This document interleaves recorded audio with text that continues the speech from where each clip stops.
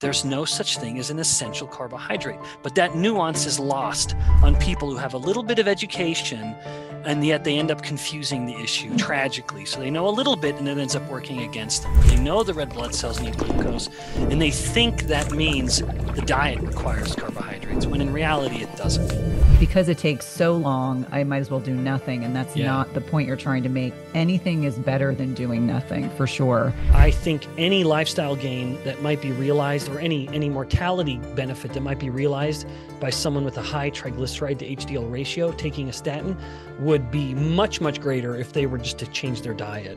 Let's kind of unpack why this is so important, especially as women are chronologically getting a little bit older, and how the role of insulin plays in terms of how our fat cells can change, how they respond to our sex hormones. Because I think this is really important for women to understand, because it's not just in their head that suddenly things get a little more challenging at trying to maintain a healthy metabolic health as well as a healthy weight. And I don't like people to focus on their weight, but we can definitely agree that maintaining a healthy weight is absolutely critical, especially as we start creeping north of 40. Yeah. So that is an interesting time. And perhaps men and women, as they age, there are changes in fat cell number. Now, there are so many ideas floating around in my head, and I'm going to try to put them all into a linear stream of thought. So both sexes have a relevance, there is a relevance with fat cells, and that is fat cell number. One of the interesting things about the fat cells as we age is that we make almost all of our fat cells during childhood and puberty. And then once we finish puberty, we're done. That number of fat cells, in most people, there are some people who are an exception to this, and that's about 15% of people who are in the obese category. But most people reach a limit, and that's their fat cell number essentially for adulthood. And then around, as we are getting past adulthood, which of course is beyond 40. So I'm just presenting a bigger spectrum of time at the moment. Then we get to our 60s or so, 70s, and then the number of fat cells we have starts to decline. Well, that sounds like it's a good thing. And I promise I'll bring this back to women specifically. But just to give the big picture, it sounds like that's a good thing. But what's happening is if a person is continuing to eat the same way they were before, that grew their fat cells to however big they got, big or small, too much, too full, or not, whatever they were, if they had fat cells that were big and now over full, and now they're starting to lose their fat cell number, that doesn't mean they're losing fat mass. What that does mean is that the fat that was being stored in 5 fat cells, as you cut off 2 of them because they die now and they aren't replaced with another fat cell, which is what's been happening the whole time before then. One dies every 10 years-ish and another one takes its place. Now you don't have that turnover. And so the fat that was being held in 5 fat cells, well, now that's only being held in 2 or 3 fat cells, meaning those remaining fat cells have had to carry a larger fat burden. And what you're doing is putting the fat cell in the perfectly wrong situation, which is forcing fat cells to be over full, or what's called hypertrophied or hypertrophic. And a hypertrophic fat cell is a bad fat cell. That's a fat cell that's misbehaving. It's becoming pro-inflammatory and insulin resistant, and then promoting that insulin resistance throughout the rest of the body. So lest we look at the decline in fat cell number as a good thing, it could be. I do think there's an opportunity there, but it would involve the aging person to change their diet accordingly to make sure that there is lower energy and lower insulin, that when that fat cell is turned over, well, there was nothing really left in it anyway, or when it died. And so we're not forcing a remaining fat cell to carry the burden of this fat that this dying fat cell has dropped at its feet. So now to bring this back to a woman who's, say, in her 40s or getting towards menopause, estrogens are undeniably a protective effect when it comes to insulin sensitivity and overall healthy fat storage. Now, estrogens, that family of hormones that we call estrogens, there's not one single hormone called estrogen, of course, they have they play a very interesting role in fat metabolism, particularly in a woman who has so much more estrogens than a man does. But estrogens are overall protective against too much fat. We know this from animal and human studies. If you remove the ovaries and remove those big, strong estrogen signals, fat mass starts to go up quickly. So there's something protective against too much fat mass when it comes to the estrogens in general. And then separate from this is that estrogens actually promote a healthy form of fat storage by promoting fat storage primarily on the butt and hips of the woman, which is the main site of fat storage for most women. That is actually a site of fat storage that promotes greater hyperplasia, where rather than having fat cells grow bigger and bigger and bigger, it rather says, all right, you are a little fat cell. There's high insulin. We're telling you to store more. Well, rather than get really big, let's just make a new little fat cell right beside it. And so it might seem like a bit of a paradox, but estrogens essentially help a woman store fat in small, healthy fat cells. Even though there are more fat cells in general, it ends up being an overall healthier profile. And that's why women are almost always fatter than men, but healthier than men at the same time. Her body is literally supposed to have more fat than the man's, and she needs more fat than the man's to be healthy for normal fertility and other processes as well. So as a woman is now transitioning and leaving the high estrogen days behind her, there is a risk that comes with that, which is as the estrogens are coming down, it's kind of a bit of a double whammy, which is you are losing the general fat protective effect that estrogens are playing, not allowing or discouraging the body from storing too much fat. And two, you're losing that healthy way of storing fat. And now, in the absence of estrogens, if there's still a signal to be storing fat, more of that relatively is going to be stored like her male counterpart, which is going to be more central fat storage and hypertrophic fat cells rather than subcutaneous fat storage or the fat storage right beneath the skin and hyperplastic fat cells, which is small but more multiple. So the woman transitioning, again, to maybe put a fine point on it all, it is, I think it is still an opportunity to get lean even. I mean, as crazy as that may sound, I don't think it's hopeless. I think it is an opportunity to leverage the changes that are happening and maybe even capitalize on those to be leaner than before. There's certainly maybe this is accurate. I'll be careful saying this. I'll say it this way. There might be a benefit to just the steadiness that comes from that transition period where you don't have these really dramatic changes in hormones. Maybe there's an opportunity for her to get into habits that aren't at the whims of these hormones and the wild changes that she's had before then, if we can put any positive spin on this. And I'm certainly trying to, because as much as, and I don't mean to overstep my bounds here, as much as this transition period is so often reviled and hated, it is a natural thing. And I can't help but think this is how humans have been built. It happens. There's a reason for it. It can't all be bad, and maybe that's just an overly naive thing where I'm always determined to see the body as having been built as a rational series of events. And so I can't help but look at this transition into menopause as something that is, it's undeniably natural and even something that's supposed to happen. And so I cannot look at it as something that's purely pathological or purely harmful or purely something to be reviled. There must be something about it that we can take advantage of. Well, I love the positive message because I think for a society that's largely very ageist focused, there are a lot of women that feel a tremendous amount of shame when they are making that transition, when they're no longer fertile or unable to conceive and carry a child on their own, maybe without a lot of technology.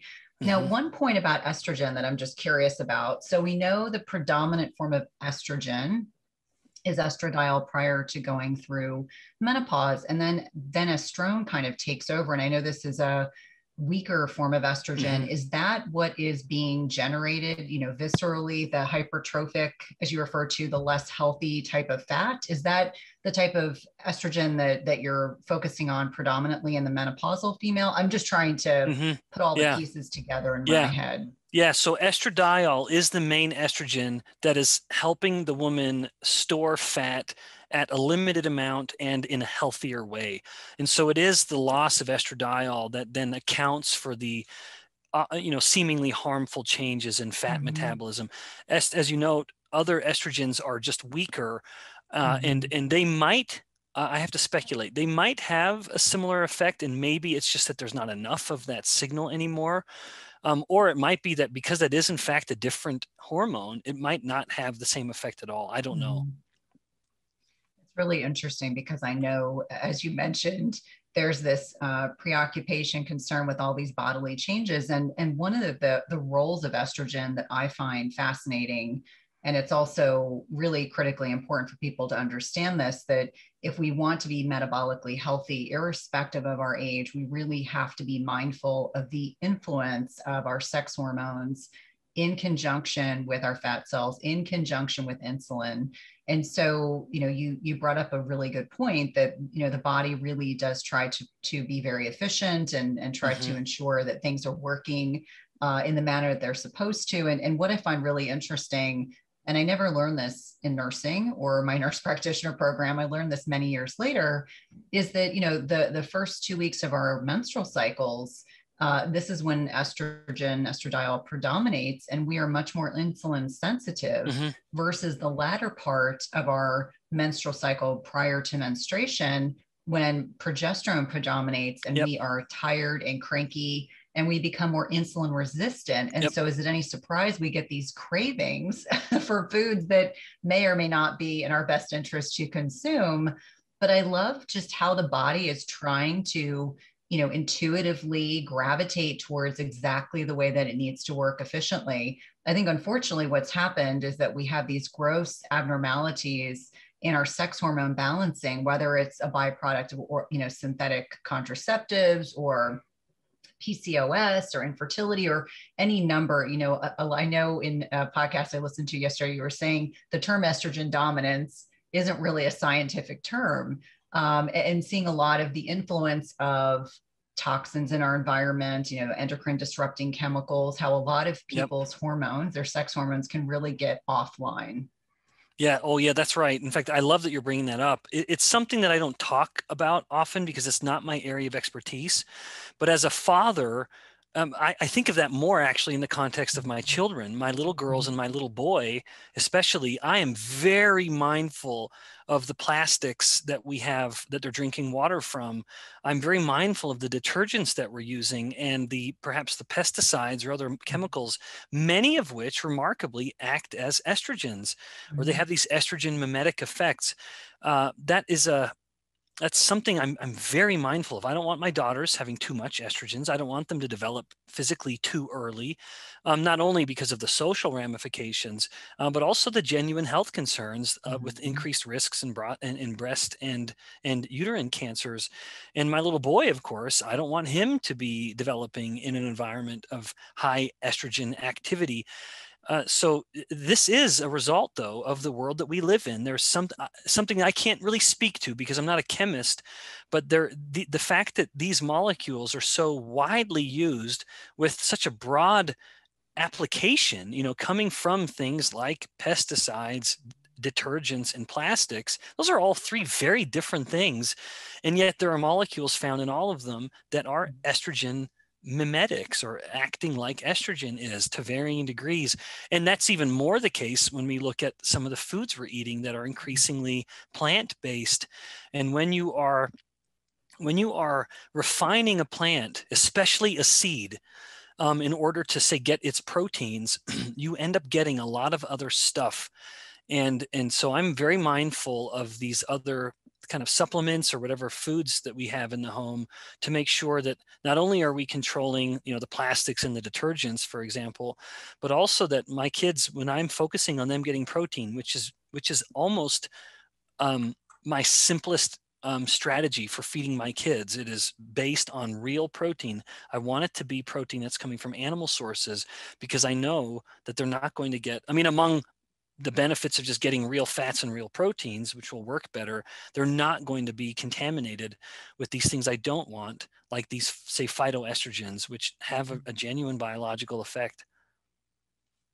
And it's interesting that you bring this up because it was part of the trajectory of our conversation. I was hoping it would go in this direction, and I truly believe that there is, in many ways, there's a plant-based agenda that's going on. I'm seeing peers on many social media platforms that are being attacked because Yep. they are pro animal based protein, and yet when you really look at a lot of the research, and ironically enough, one of my nurse practitioner journals came recently, and the probably the soybean agenda that was being Hmm. pushed throughout there. Oh, women in perimenopause and menopause need soy, lots of soy milk, lots of edamame, use these soy-based products, soy-based protein.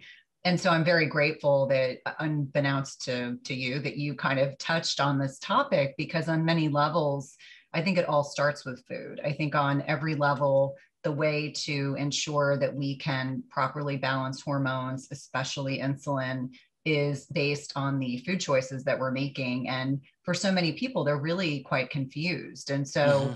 even reflecting on your book, which is so beautifully written, and I'm always recommending it to people because I think it's Thanks. such a tangible information, and makes things like very clear and concise and cohesive when you're talking to people about food choices. Satiety is something that we don't talk about with our patients. We just tell them, go watch the My Plate nonsense, which is so carbohydrate focused, and yet that's the antithesis of what you're suggesting, what I suggest, and plays along with the plant-based agenda. The Yep. animal-based proteins versus plant-based proteins, there's little to no comparison between either of Oh, them. that's right. Yeah, and that is absolute quantifiable, objective data. By any conceivable metric, animal protein is superior to plant protein. Full stop. The case that some would make that perimenopausal women need to be focusing on soy is absolutely mind-blowing to me. Mhm. Mind-blowing. Not only are you going to be getting an inferior source of protein by, again, every metric, and of all the times to start cutting out good protein, that would be the worst to do it, where you are Mhm. losing the bone protective effects of the estrogens. You want to do everything you can to keep those bones as strong and dynamic as possible. And that's what the proteins provide. They turn what would be a hard but brittle structure, and turns it into a hard and pliable Mhm. structure, so allowing the bone to bend and not break. So it is the worst thing to do, to focus on the vastly inferior source of protein that would come from soy. But also, there's an honest to goodness clinical case study that I'd seen.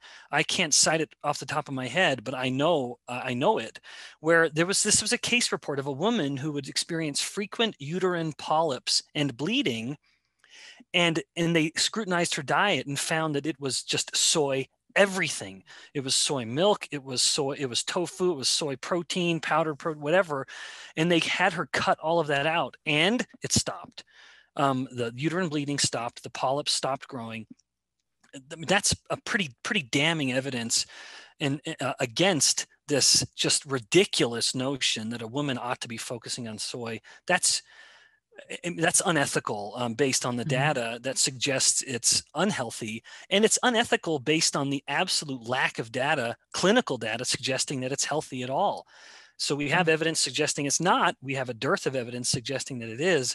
So yeah, it's, and that combined with the fact that it is by every metric a worse protein than literally any animal protein, not to mention the beneficial fats that come with that protein rather than the harmful fats that come with the soy. Well, then, to me, the court is out, and the verdict is in animal protein all day. Yeah. Well, and it's interesting. I think a lot of women are afraid of protein. They're afraid of eating enough protein. When I start doing, just food diaries with, middle-aged women, I'm oftentimes shocked that they are eating really tiny, itty bitty portions of protein, far too many carbohydrates. I mean, quinoa is a great example. I think Dr. Gabrielle Lyons said, 6 ounces of steak equates to 6 cups of quinoa, which if you just take the calorie piece out, the amount of carbohydrates, and we know that we become physiologically more insulin resistant as we age. So Yep. the worst thing you can be doing is eating copious amounts of carbohydrates, which is not to suggest that there are, good quality choices of carbohydrates, but certainly in middle age, and I think this also very likely applies to men as well. If we're looking at the average American, 88% of Hmm. individuals are metabolically unhealthy. Most, if not all of us, need to be eating less carbohydrates, more, non-starchy vegetables, certainly low glycemic berries if you're doing those kinds of things, and less focus on breads and pastas and, these very highly hyper palatable, highly addictive processed carbohydrates. That's right. And they always come with fat. That's where we are bucking nature, or and certainly an ancestral way of eating. The diet we have nowadays is high carb, high fat. Those two don't come together. Mm-hmm. It is carbohydrates on their own, which is every fruit or vegetable or grain that's almost purely just starch or sugar. And then you have, in contrast, fat and protein, which Mm-hmm. essentially always come together. Now, we have some exceptions where we have gotten oil from say some plants, from some fruit, and fruit oils are fine. That's coconut, avocado, olive. That's a fat. Those are fats that we've been eating since the beginning of time. But other than those exceptions, fat always comes with protein. That's how we should get them. And part of the frustration for me is that when people are told to base a diet primarily on carbohydrates, I have two significant sources of resentment against that advice. One is that you are now focusing on the macronutrient that spikes insulin the most. I have a problem with that. I'm an insulin guy, so of course I do. Two, you are now focusing on the one macronutrient that is not essential to humans. Now, neither you nor I are saying, well, then let's not eat any. We're not saying that. We're more nuanced than that. Yes, you can eat them, you can enjoy them, but eat them in as natural a state as possible. But at the very least, we should say, what is essential in the human diet? There are essential fats, there are essential amino acids. Thankfully, animal proteins have all of those. Let's focus the diet on those two. The fact that they also have little to no effect on insulin, well, that's just icing on the cake. But let's not base the diet on the one macronutrient that is actually not essential to humans. And that's not debatable. Even the most dogmatic dietitian has to admit that carbohydrates are not essential to humans. Now, again, none of us are saying let's not eat them at all, but let's certainly appreciate that that is the extra stuff. That is the stuff that can be sprinkled around the edge of the plate, whereas the bulk of the plate should be made up of the things we actually have a biological need for, protein and fat. Well, and I think sometimes people forget if they maybe it's been 20 plus years since they were in a biology class, but gluconeogenesis is a real thing. Our bodies can produce carbohydrates if they need them, and it's beautiful that our bodies can do this. So if you're getting adequate protein, then your body can make adequate carbohydrates, systemically. And I think on many levels, I feel like this concept really triggers people because Yep. they really dogmatically they love their carbs. I mean, in fact, sometimes my teenagers, and I would say, healthy, lean teenage athletes are kind of the exception. They seem Oh to be yeah. able to eat whatever they want. But when they hear me talking and I remind them, I'm like, just think about how metabolically unhealthy the average person is. And it's even more reason to focus on satiety. It's even more reason to focus on things that don't provoke an insulin response. I was going through someone's food diary the other day, and I was kind of gently kind of pointing out some things that I think we could, definitely work on. And she had no idea that fat has the most negligible impact on insulin, followed Yeah. by, protein and then carbs. And I explained to her, I mean, and this kind of explains on many levels why we put meals together in a certain way. I said, I'm not anti-carb.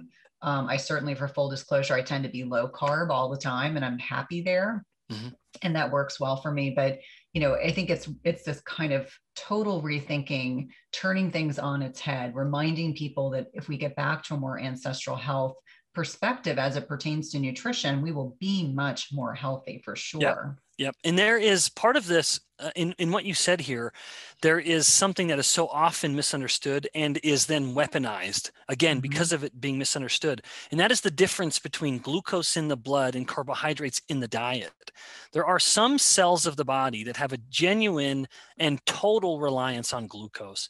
Like the red blood cells can only metabolize glucose. That is literally the only fuel for a red blood cell. There are other cells that appear to have some need, some cells of the kidney and perhaps in portions of the brain, where it does appear that glucose is playing some role there, essential or not, we don't know. But let's just, regardless, the brain is happily or gladly using the glucose. But that is confused with then suggesting that carbohydrates are now absolute and required in the diet. No, just because some cells need glucose, like red blood cells, the most obvious, does not mean the diet requires carbohydrates. Because to your point, because there is the need, the liver makes all we need. It literally makes every gram of glucose we need, the liver makes, and the body adapts. And where it knows, like the brain knows, we're not eating as much glucose now. I'm just going to start using less glucose then, so that maybe other cells, like the red blood cells, can get all they need. And I will, in contrast, shift over to using fat products like ketones. And now the brain is getting 75% of its energy from ketones. And so the body adapts to the lower glucose state, but also the low glucose demands that the body has at any moment are met by the body itself, which is why we can say so authoritatively there's no such thing as an essential carbohydrate. But that nuance is lost on people who have a little bit of education, and yet they end up confusing the issue tragically. So they know a little bit and it ends up working against them, where they know the red blood cells need glucose and they think that means the diet requires carbohydrates, when in reality it doesn't. Into our fat cells as we're getting older. Mm-hmm. Yeah, well, in fact, the scenario that you just described is very much the case with women, where there is this shift, but that's because of how fat cells will grow and shrink and die, and the various stimuli that dictate those processes. So, in the average, if we just take sort of humans in general, that would be across both sexes. The general trend is that the number of fat cells we have during infancy, childhood, and adolescence is steadily increasing. So we're literally making new fat cells during this time of our life. And then as we transition out of adolescence, things start to change. And of course, that happens at different times in men and women. Women will transition into adulthood in their mid to late teens on average. And then men, in contrast, will be late teens or even early 20s in some boys. This is why, if a boy goes off to freshman year of college and comes home 6 inches taller, he clearly wasn't done puberty, because adulthood is when we're set. Now, typically, again, at that point, just like our height, so too it is with our fat cells. The number of fat cells we have is typically set.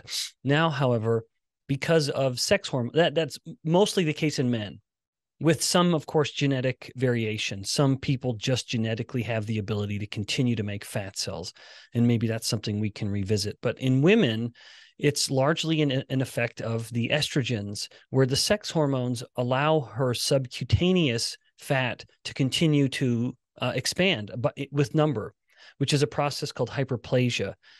And so her fat cells will continue to proliferate as needed. And this is most pronounced at the buttocks and hip areas. That's the general area of the woman's body that is more sensitive to the ability of the fat cells to continue to proliferate. And in this case, but it's not just a given. It's important to note that this does not mean a woman's going to have this limitless fat cell growth. There must be a stimulus independent of the sex hormones that is signaling to the fat cells that they need to store more. And that stimulus is, of course, insulin. In the absence of insulin, a woman can be swimming in a sea of estrogens, and it will not be inducing the synthesis or the multiplication of new fat cells. That's not the way it works. There has to be this additional stimulus. Now, however, as you'd mentioned with age, let's continue this story along. So the average individual is generally going to be set in the number of fat cells they have through adulthood. Again, of course, with women with a little bit of capacity to expand that number. Some people mistakenly, Cynthia, I'm sorry. Hopefully you can edit this out. Yes. I have a kid who keeps trying to call me, and I No, need that's to fine. silence this. I'm sorry. I silenced my phone, but not my watch, so it got me. Yeah. All right. So all of this so far has been a description up to adulthood, to the early stage of adulthood. And then as we continue to age through adulthood, the number of fat cells we have is generally pretty static, which is not to say that the fat cells are immortal. That is absolutely not true, even though it is something that is still taught on college campuses to this day. It's one of these principles I'm trying to disabuse my students of, these false ideas. A fat cell is very long-lived relatively. It has a lifespan of about 10 years, but during this time wherein fat cell number is generally pretty static, for every fat cell that dies, it's simply replaced by another one. However, once we get to about 60 or so years old, then the number of fat cells we have starts to drop. And this in men and women. And this means, particularly in women, there is this potential to shift how she's storing her fat, or rather where she's storing her fat. But once again, this is completely contingent on the hormone insulin being elevated. If insulin isn't elevated, then as she is losing fat cell number, then all the remaining fat cells are still shrinking if insulin is down. So this is an opportunity in the life of the woman in particular, where if she's able to change her lifestyle, or she's already following a lifestyle that is more inclined to be burning fat rather than storing it, namely insulin is low and calories are generally under control, because calorie number matters, of course. But in this state of life, if she is continuing to eat away the same way that wanted her body to store that much fat in the first place, then that means all of the remaining fat cells are left to carry a larger metabolic burden, where any remaining fat cells will start to get bigger and undergo a process called hypertrophy rather than the hyperplasia that I mentioned earlier.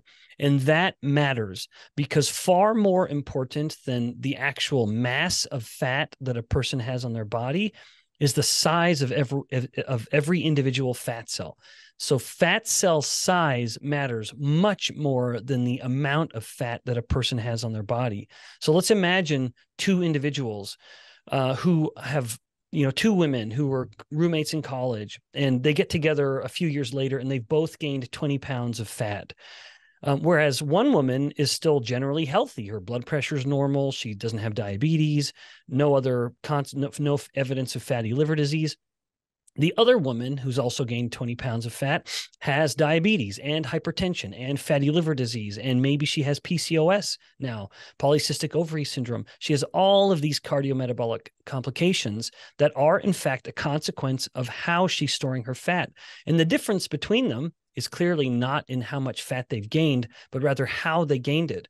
Because if the first woman I described has this greater genetic potential for hyperplasia, then all of her fat cells are actually quite modest in size. There are just more of them. And it's not the number of fat cells that matters, it's the size of them. But however, because she can make more, the moment a fat cell starts to get a little big, a new fat cell simply starts to help carry that burden. And so no fat cell is particularly overburdened, if you will. However, in the other woman, in her case, it could be that her few number of fat cells means that each individual fat cell has to get significantly larger. Now the hypertrophic or enlarged fat cell bearing the brunt of the burden becomes insulin resistant. And this is actually as a survival mechanism. It becomes insulin resistant in order to prevent further growth. But in the process, starts to induce insulin resistance throughout the rest of the body. That is the first domino to fall in this row of dominoes, if you will. And once the body, of course, starts to become insulin resistant, now you have all of these, what I like to call plagues of prosperity that I'd mentioned earlier, these cardiometabolic complications that stem from disrupted metabolism. I find it really fascinating because when I was a younger woman, I didn't fully appreciate some of the physiologic changes for women as they're navigating perimenopause and menopause, when all of a sudden women who've never been insulin resistant as they start having fluctuations in estrogen towards the tail end of perimenopause and then navigating menopause, this is when I would assume some of these hypertrophic cells will start to grow and they are more prone. It's kind of like you mentioned the domino effect, but how many women don't realize that that loss of estrogen can be a hallmark of this, prelude to developing insulin resistance. And so, with the Women's Health Initiative, which I know is not the focus of our conversation, and many, many years of physicians and clinicians being fearful to talk about hormone replacement therapy, in your research, are you finding that women that are on hormonal replacement therapy are more likely to have less visceral fat and perhaps stable subcutaneous fat vis-a-vis this modest hyperplasic fat versus hypertrophic fat? I'm hoping that's clear, but I'm trying to kind of follow physiologically what's happening in our bodies and trying to kind of put it together so that listeners can understand what's happening in their bodies at this stage of life. Right. Yeah. In fact, the way you framed that question causes me to realize a description or a part of my answer that I should have elaborated on, which is that in men and women around 60, we start to lose fat cell number. The fact that in women, this has been preceded by a drop in estrogens means not only has she already started to stop storing more subcutaneous fat. So there's this prelude to this, which is she's already started shifting where she's storing her fat, because it's estrogens that are generally dictating the storage in subcutaneous fat depots, which is a very healthy place to store fat. And in the absence of that high estrogens level, now she's starting to shift into, what is a general fat pattern, more similar to men, storing it more centrally. And then that gets compounded when she starts to go through this, 60 or so year old reduction at around 60s in reduction in fat cell number. So yes, in women who are on a hormone replacement therapy, and I don't want anyone to take this as me being an advocate of one thing or the other. I'm not, just simply observing research. There's complications that need to be considered in both sides of this, on hormone replacement therapy or not. And that's not my purview.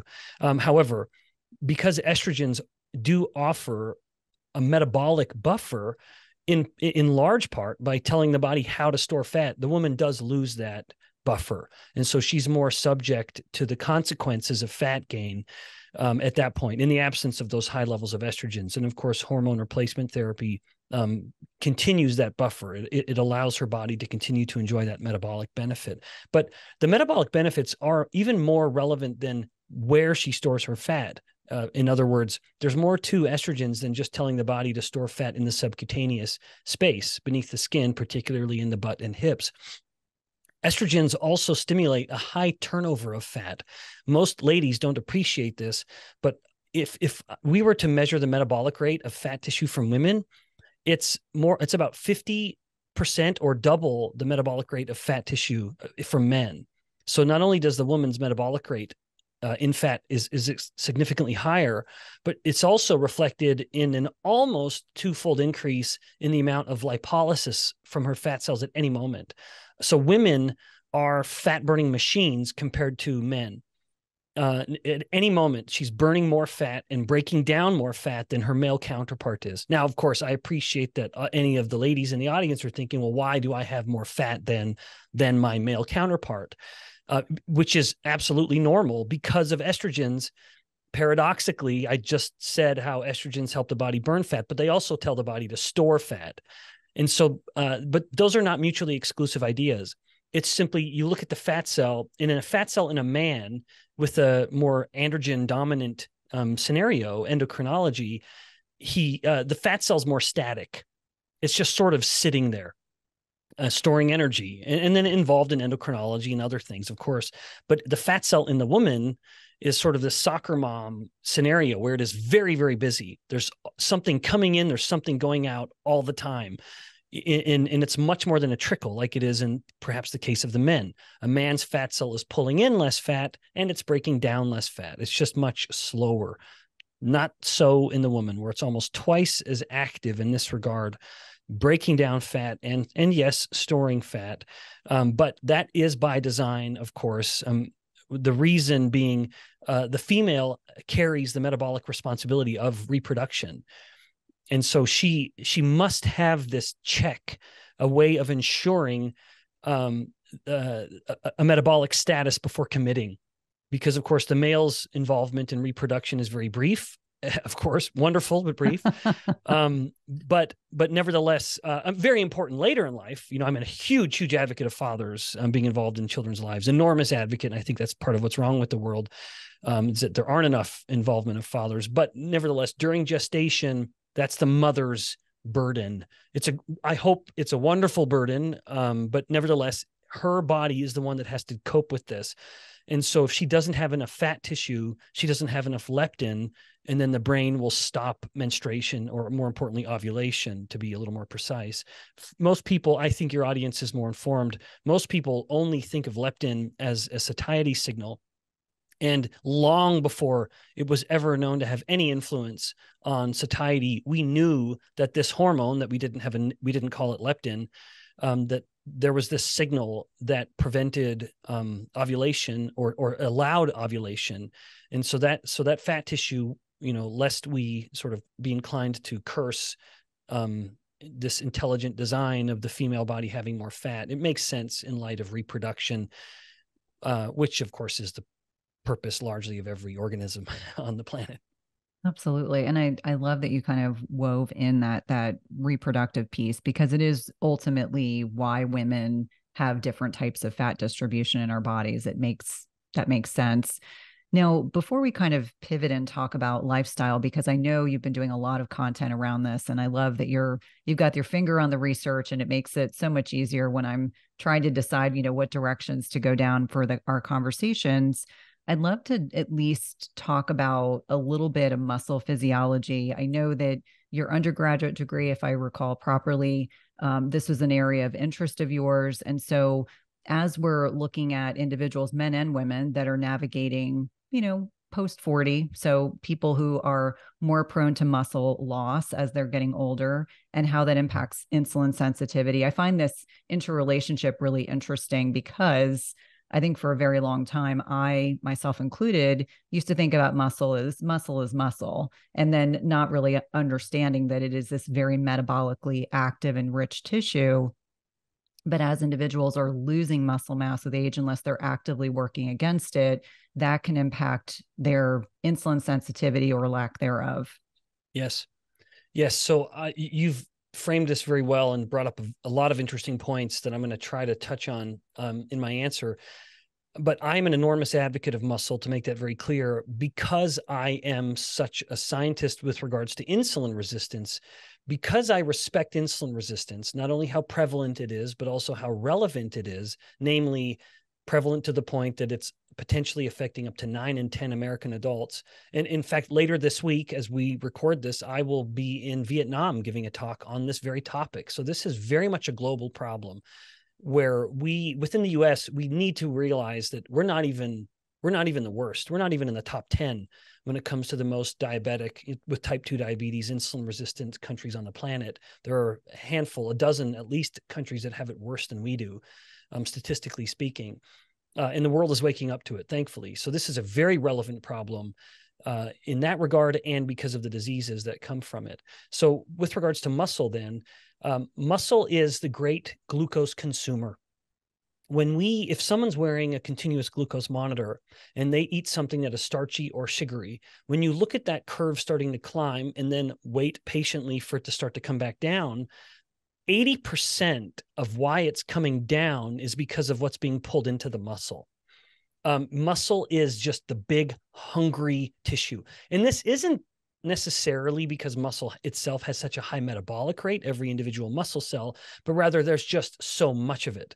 If you look at the sum of all mass within the body, or what makes us who we are, most of us are made of muscle. That is the largest single tissue within the body. And so it's no surprise that it has the largest single demand. And it will use what's there. Muscle is an indiscriminate metabolizer. It doesn't care what's available, it will use it. But if you've just gone through some big hyperglycemic bout because of some starchy, sugary indulgence, muscle naturally will pivot, adjust its metabolic demands, and use glucose. This is dictated by the hormone insulin. If insulin is elevated, the body is in glucose burning mode or sugar burning mode. If insulin is low, the body is in fat burning mode. And this is very much reflected at a whole body level, including in the muscle. And with low insulin, the muscle shifts to primarily using fat. Now, lest I get distracted, that to me, this ability of the muscle to chew through glucose, thereby lowering blood glucose, thereby helping insulin come down, that really is where the rubber meets the road. If you have a body that is able to bring insulin down quickly and keep it down for significant periods of time, that is a body that is insulin sensitive. And if the body's insulin resistant, that is the strategy to reverse that and to make the body more insulin sensitive. Thus, I am an enormous advocate, not only of muscle being appreciated as part of the solution, but also strategies that are explicitly intended to build up muscle. I believe minute for minute, a man or a woman would be better served metabolically by engaging in resistance training of any kind than aerobic training. I think both are fine, both are wonderful. And if there's time and means to do both, then excellent, do them. However, if there's insufficient time or means to do both, engage in resistance training. Now, of course, at the end of the day, the most important exercise is the one you will do. So I don't want to prevent someone from just doing whatever they know they can and will do. Regardless, though, resistance training of any kind, body weight based even, go to failure or near failure as often as you can. Even if that is doing a very lightweight and you do 20 or 30 or so repetitions, that is fine. It will still be sufficient to build muscle. There's nothing magic about failing your repetitions at 8 to 10 reps. No, what matters is that you actually are going to exhaustion. So whatever it may be, air squats or push-ups or chair dips, these are things that really matter. And women should not shy away from that.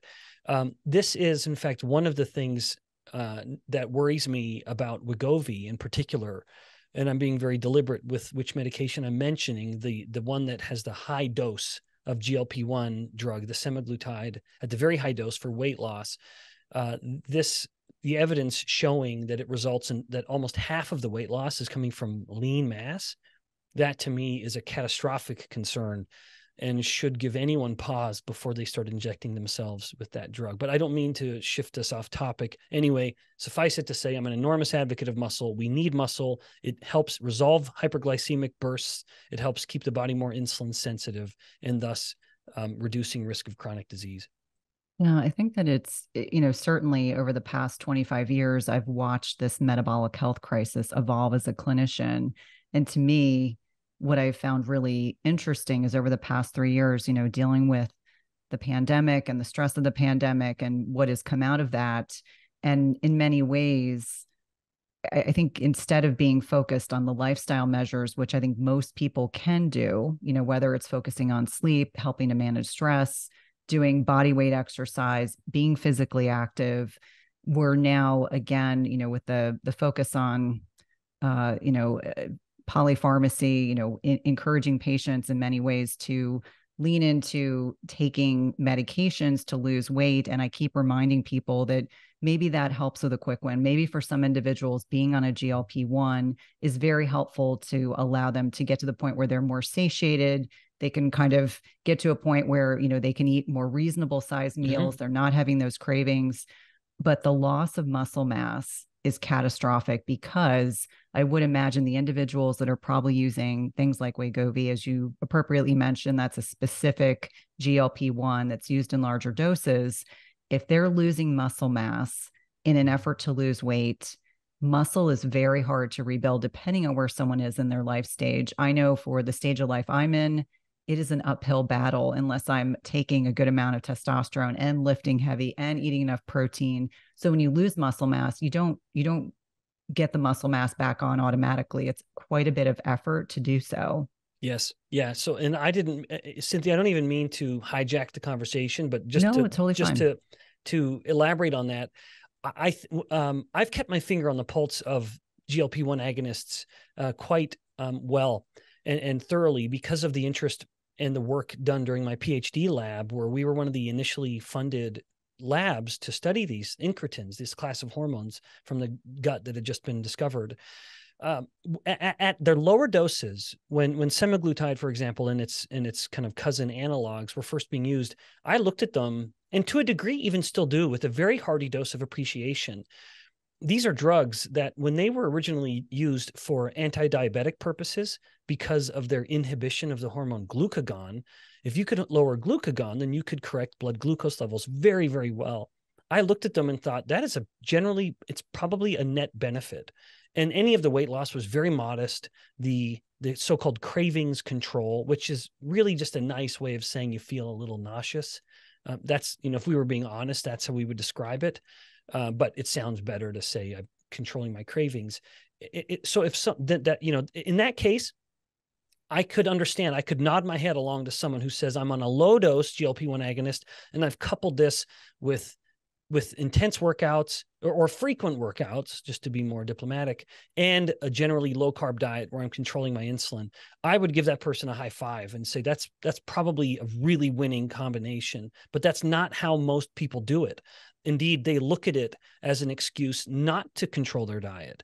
And that higher dose induces such a cravings control, quote unquote, to say it nicely, or to say it more accurately, such a severe nausea that they just stop eating.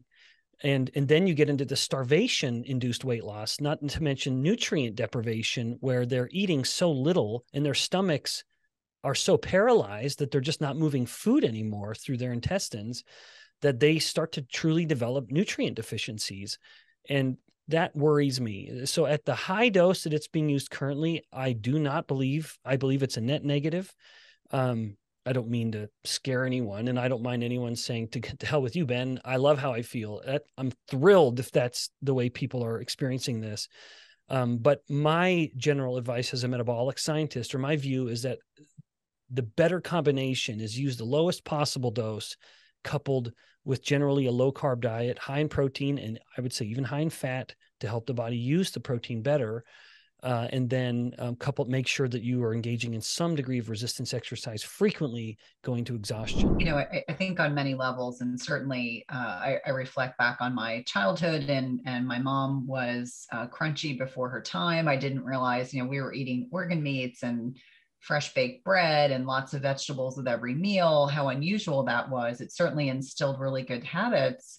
But I think somewhere along the way, we really lost sight. I said we as a country, as a nation. Big ag convinced us that we didn't know how to cook for ourselves and we needed to really rely on these processed foods. And in many ways, I think the processed food industry has really has contributed to this escalating rate of obesity and diabetes and insulin resistance and all of these problems that we're mitigating and trying to navigate. And I'm curious, what your feelings are, and I would imagine they're very aligned. So a lot of the questions that came in were about digestion and about micronutrients. But when we're talking about these hyper palatable, very highly processed foods, do you feel that seed oils are any better or worse than high fructose corn syrup, or are they about the same in terms of damage to the mitochondria, damage, creating inflammation, inflammaging, and also kind of facilitating this insulin resistant state that we're dealing with? Yeah. What a great question. Kind of carbs versus seed oils. That's one of the modern debates. My view now, the reason I have a healthy respect for dietary carbohydrates is because of what they do to insulin. And we know in every biomedical model tested, cells, rodents, and humans, high insulin causes insulin resistance. So that is why I point the finger at carbohydrates, because there is truly that in light of insulin, there is a direct effect. Now, some people will say, well, what about these traditional cultures where they're eating, tuberous vegetables? That is not the same, because even in those cultures like the Kitavans in the Pacific Island, their fasting insulin levels are exquisitely low. And so I'm not just blanket saying all carbs are bad. No, it's what you and I have said, where there's a nuance there, where it is a processed carbohydrate is going to have a significantly higher effect on your insulin than an unprocessed carbohydrate. Like eating a baked potato is a very different thing than eating potato chips. And that matters, because when you are spiking your insulin too often, you're going to cause insulin resistance. So there's a known effect. Now, seed oils are absolutely relevant to health, and we're eating thousands of times more of them than we ever have before. And at a superficial level, the body knows what to do with glucose better than it knows what to do. Like a high load of glucose, the body knows what to do with. A high load of seed oils, I think, is probably in and of itself more pathogenic. That's going to do more harm. And that's because the primary fat from seed oils is so readily oxidized. It is turned into what's called the lipid peroxide. And that is this kind of unholy, the result, the kind of the bastard child of this unholy union of oxidative stress and this readily oxidized fat. And the problem with the lipid peroxide is that it can now induce oxidative damage anywhere it wants. And DNA and proteins in the mitochondria, in the nucleus, it can go anywhere and induce oxidative damage. So they're highly pathogenic. The degree to which these seed oils are directly contributing to insulin resistance, well, that's just a little less clear. Any fat, I mean, people will cite studies in rodents and humans when they're infusing fat and then that causes insulin resistance. Any fat will do that to some degree. If you just start infusing a lot of fat directly into the blood, which is not the same as eating the fat, you start infusing fat directly into the blood, the body needs to burn that fat. And so naturally, it will turn off glucose burning by inducing some insulin resistance to account for this load of fat that has just been thrown into the body. So in that direct model, sure, seed oils are going to provide a direct effect, but every fat would. So the evidence that eating seed oil is directly going to cause insulin resistance, that is less clear. I can say with certainty, when you put seed oils on cells, it doesn't make them insulin resistant. So there's not a direct effect. However, there are other effects that these seed oils are inducing that are all harmful and pathogenic. But within the realm of insulin resistance, I suspect there is a connection, and it's more of an indirect connection. And that is high consumption of seed oils results in high accumulation of these fats in fat cells. And the seed oil metabolites in fat cells will cause a fat cell to grow through hypertrophy rather than hyperplasia. And of course, as we discussed at the outset, that is the more harmful insulin resistance way for fat cells to grow. And so there is that direct effect, but the evidence of an indirect effect, the evidence that there's a direct effect is weaker. Not that it might be there, but I've not seen it. And if I may be so bold, I've seen a lot. So I don't think it's there.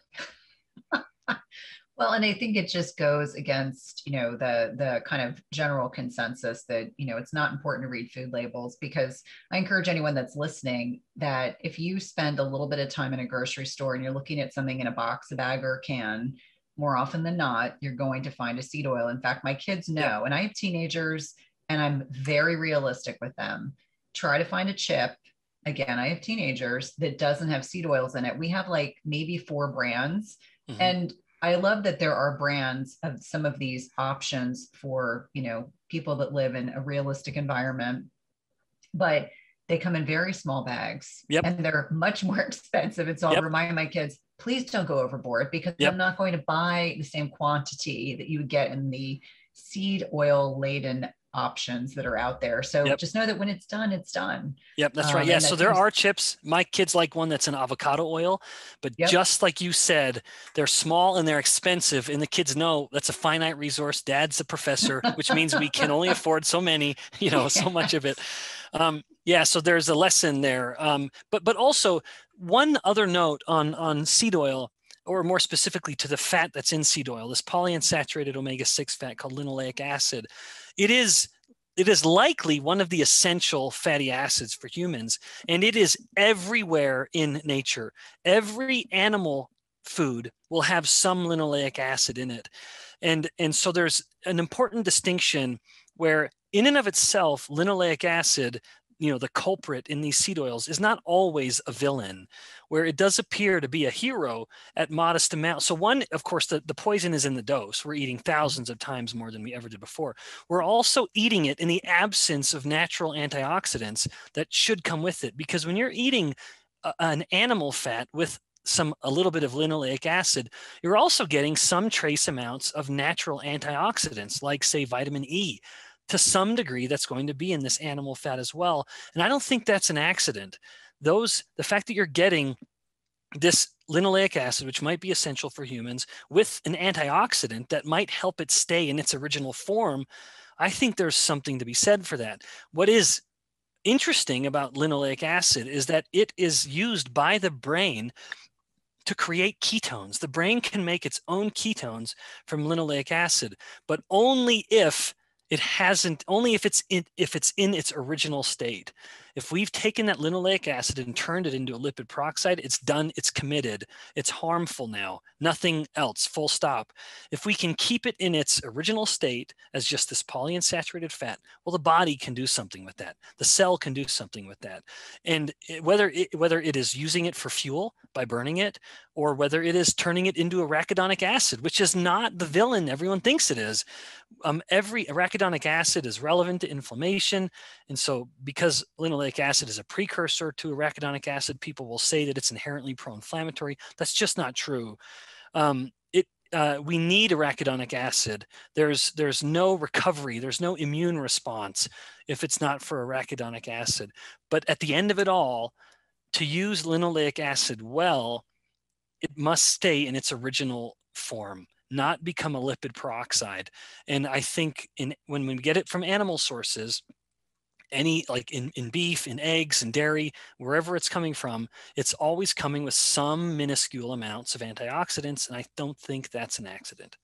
I think it's a beautiful balance. And for anyone that's listening and thinking, I don't know what we're talking about.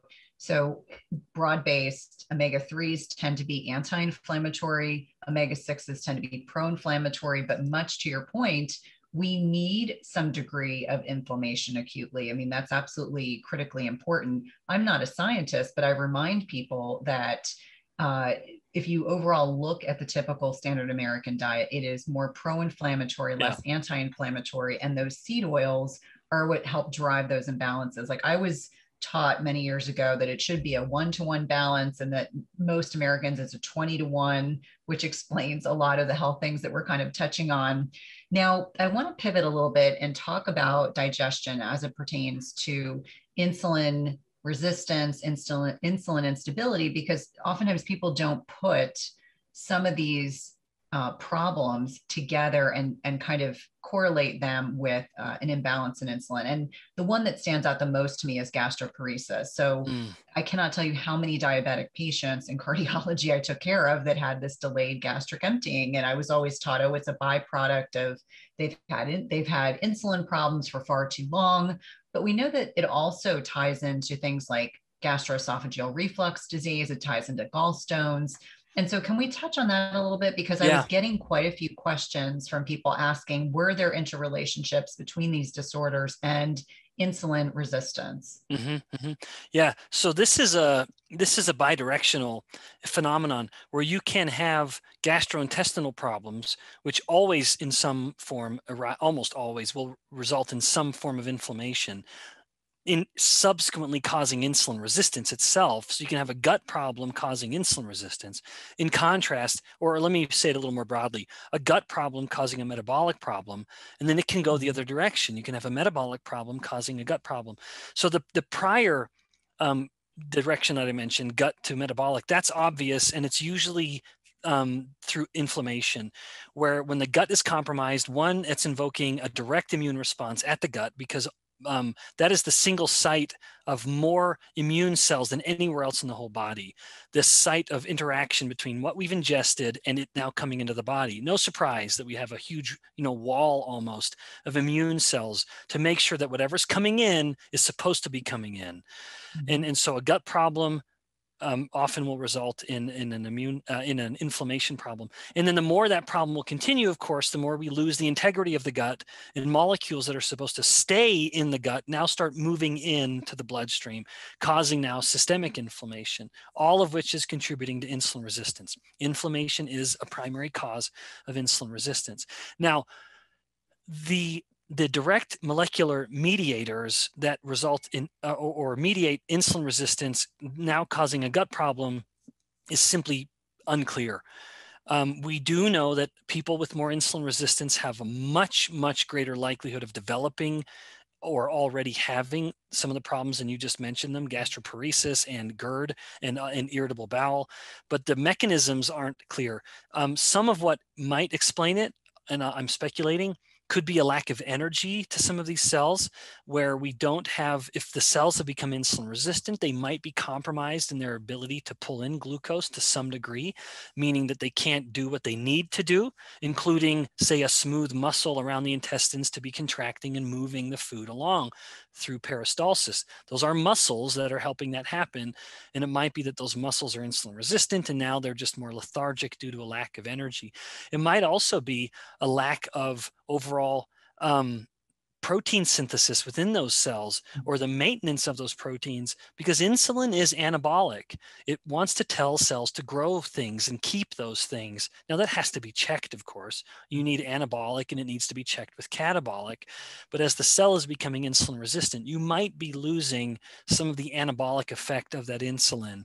And so the cells themselves are compromised in that they aren't making their proteins, or they can't keep their proteins.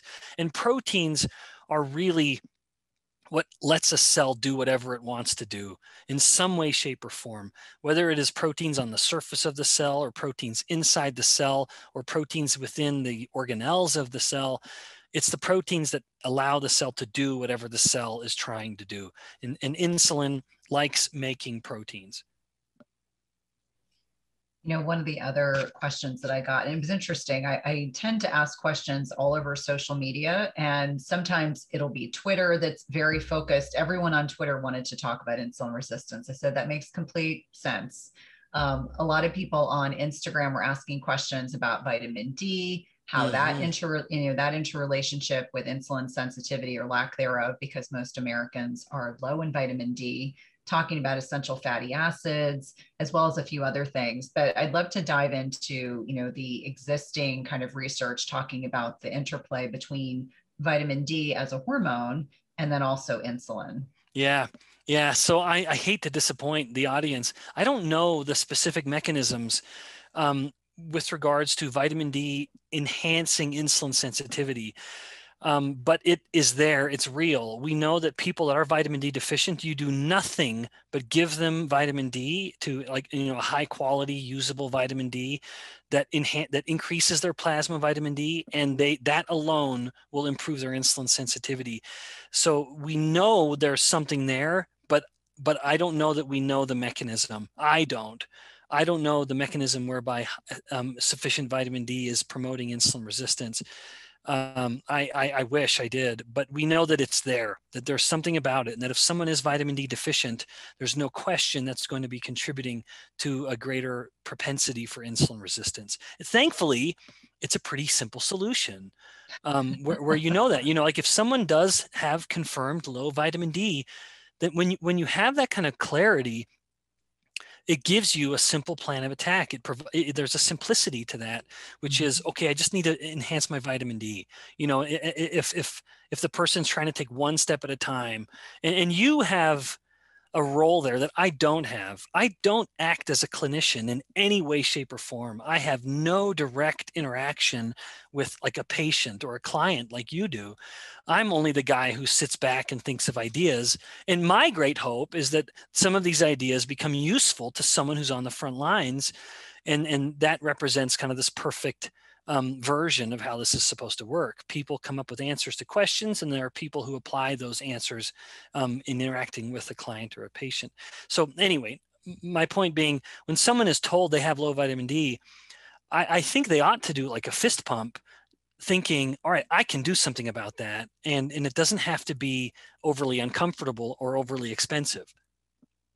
Absolutely. And I do love that there is a true, and this is true, like the beauty of academics is that this is really how it's meant to work, that there's a scientist looking at problems in different ways.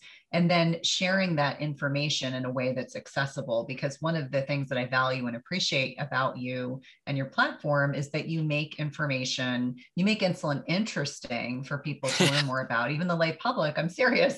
But also as clinicians are saying, I think there's something to this. We're looking at the wrong metric. We're very focused on fasting glucose and hemoglobin A1C, and yet we really need to be looking deeper. I think we were speaking before we started recording, and I was saying I had this really lovely patient, and she was working concurrently with someone locally. And I kept saying to her, you need to know your fasting insulin number, because her fasting blood sugar didn't look all that bad. She had a CGM.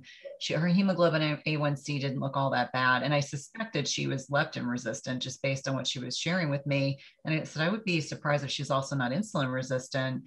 And her fasting insulin was 20. And I said, you're never going to lose weight. And you know what, Cynthia, adding insult to injury intellectually is that to the average clinician, they could very well look at that number and say, oh, you know what, that's a good number.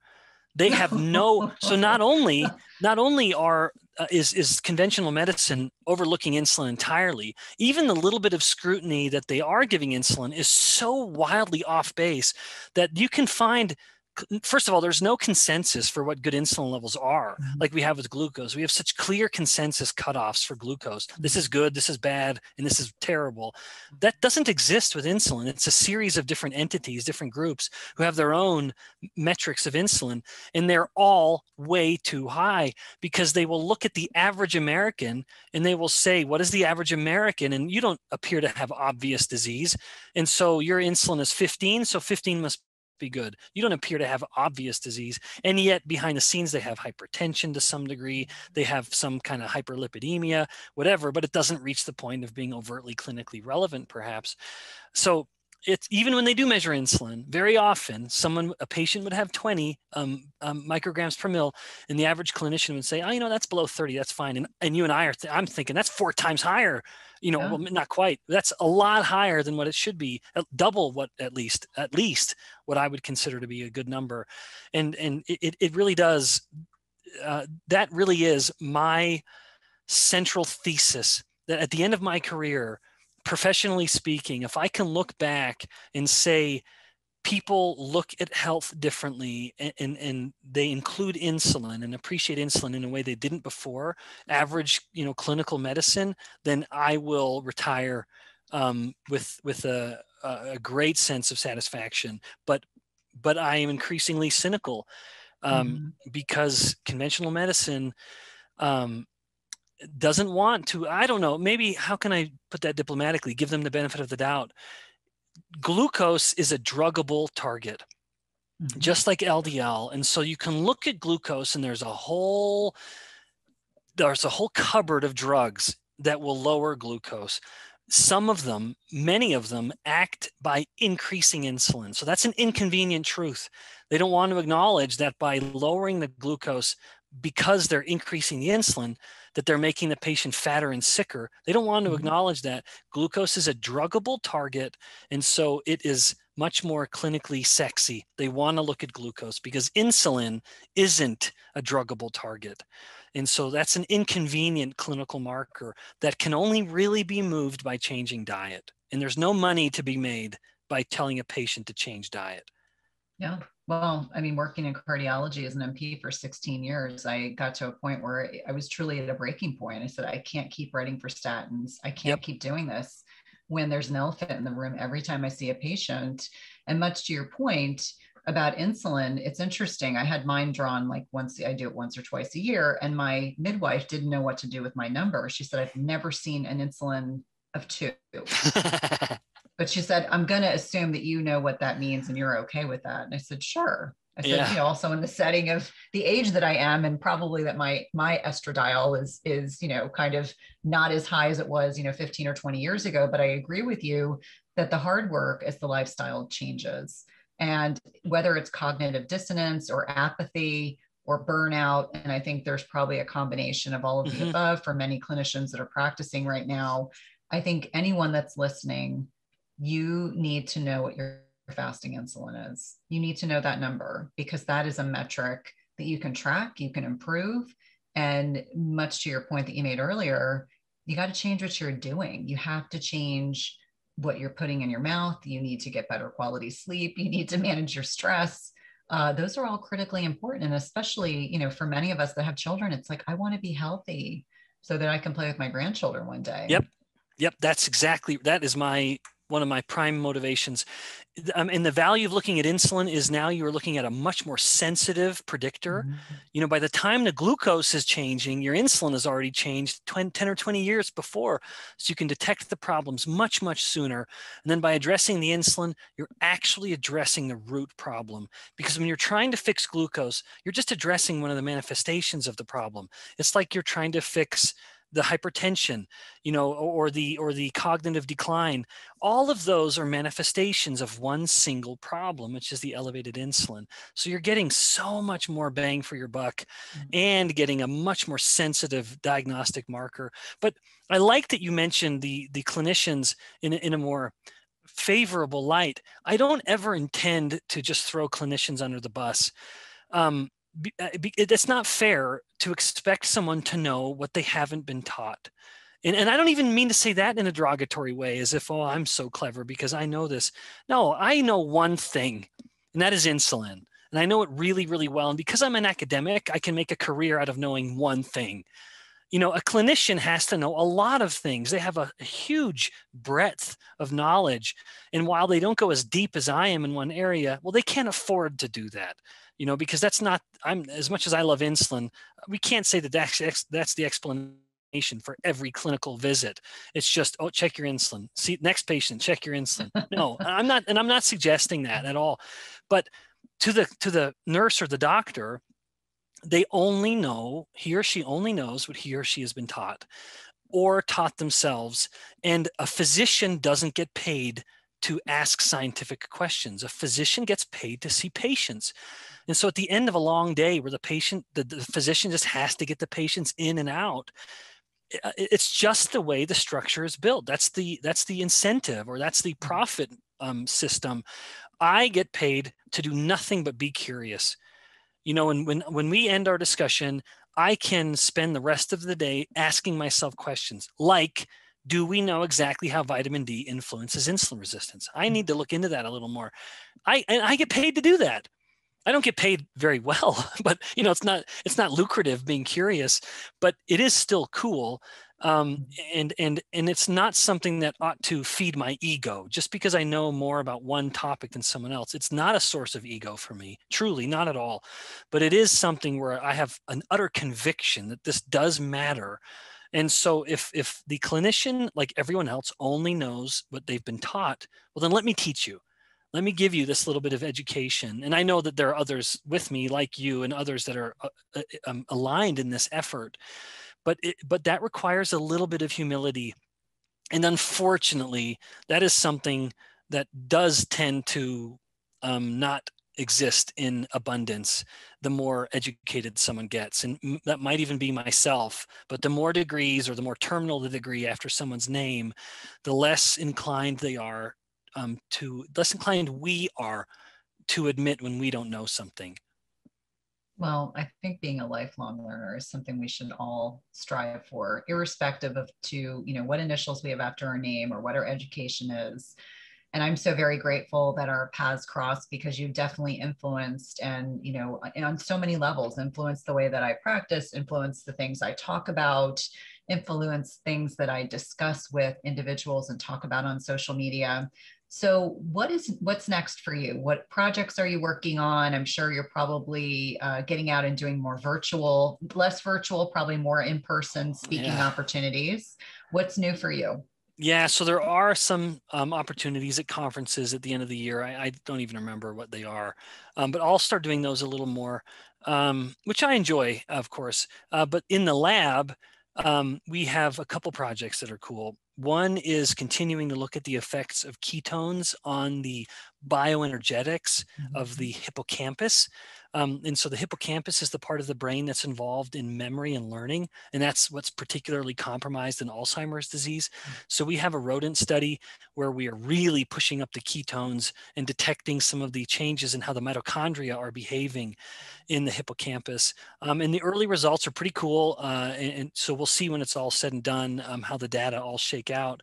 We also have a study looking at these things called SARMs, SARM. And SARMs, that stands for selective androgen receptor modulator.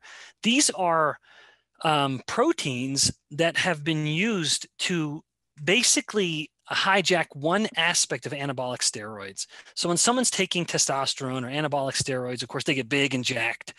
But there are other consequences to that potentially, because testosterone does more than just tell muscle and bones to grow. And those are consequences that usually a person doesn't want. However, there are situations where you want muscles and bones to grow, like say in cachexia, or the wasting away that happens with cancer. And that's the one context these have been used in.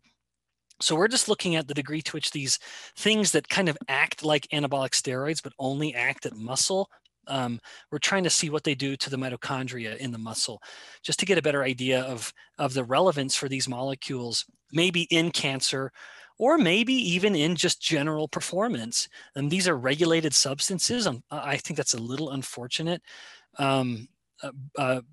Because there's little question that they promote muscle growth quite well. So I want to know a little more about that. So that's interestingly something that has nothing to do with insulin whatsoever. Maybe we'll find a connection to insulin, but at the moment, it's just looking at the degree to which these selective androgen receptor modulators influence muscle growth and influence the way the mitochondria are behaving. Hey, if you like this video, you guys are going to love this video, and I'll see you there.